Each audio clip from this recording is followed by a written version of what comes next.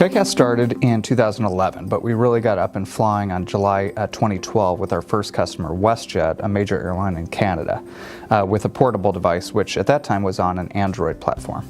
So being from Alaska Airlines, and Bill Boyer also a former Alaska Airlines employee, we always wanted to have Alaska as our customer. We knew that their portable in-flight entertainment device, the DigiPlayer, was a purpose-built machine and really on its last legs. And so finally Alaska Airlines decided to RFP the business. We were well poised to grab it. That said, every single major portable IFE company in the world contested the business. And the reason why we won it is because we teamed with Microsoft to deliver and to promise the most cutting-edge, state-of-the-art tablet experience for Alaska Airlines. The only problem is that our business model with Alaska was a retail model, so we would enjoy the revenues, but we had to come up with the capital expense to fund the program. Being a small company as Skycast was and is, credit's hard to find, and so we had to go to the money markets to do so. And so we hooked up with Craig Dickens and the Merritt Harbor Group team through one of our early investors who spoke very highly of them, and we were very glad that they did. So we were engaged principally with Craig. We were introduced with Craig through one of our early investors, and we explained to Craig our situation. In fact, we thought we had financing lined up. We needed about $3.5 million to get this program up and flying. And for a company our size, that was a real challenge for typical credit markets. And so we explained the situation to Craig, that we had very little time to execute this funding chore. And you know what? He never said it couldn't be done. What he said is, I'm going to get to work. And that's exactly what they did. So we engaged with Craig in early November in earnest, and we were fully funded by January 31st. And even he said it probably set some kind of record, which we actually think it was.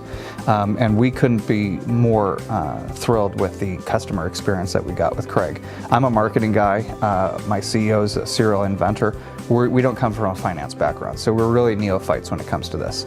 And as anybody knows that is more familiar with that world, it's very intimidating for someone who doesn't know the language, doesn't know the jargon, certainly doesn't know the terms, and the very serious ramifications of partnering with the wrong people who would engage with Skycast to loan their money. And so we really relied heavily on Craig and his team to navigate us through that process, and they did so wonderfully. So without Merritt Harbor Group, we simply would not have had the financing in time to launch. And to be quite frank, we were at jeopardy of losing the business because we were coming up against our deadline to launch. We had to launch by February 1st. And through their hard work, we succeeded in securing that financing. And so it has a happy ending in that we launched on time with 7,000 devices.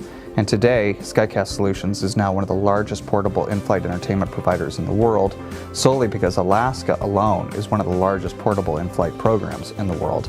And the Windows tablet is winning rave reviews from not only customers, but also flight attendants, a very important audience for us. With the Alaska Airlines program up and running, our runway is very long, to use an airline cliche. We are already talking to airlines 2 and 3 and soon 4 for the Windows tablet. And we not only expect to be one of the largest portable providers, but our goal is to be the largest portable providers of in-flight entertainment in the world by the end of this year. Such was our experience with the initial financing through Merritt Harbor Group, is that we've already had discussions and working with them on kind of a bigger picture strategy for Skycast Solutions, possibly looking for additional funding to get much larger very quickly and grow the business as aggressively as we want, but also possibly even if we were to do an exit, our first call would be to Merritt Harbor Group.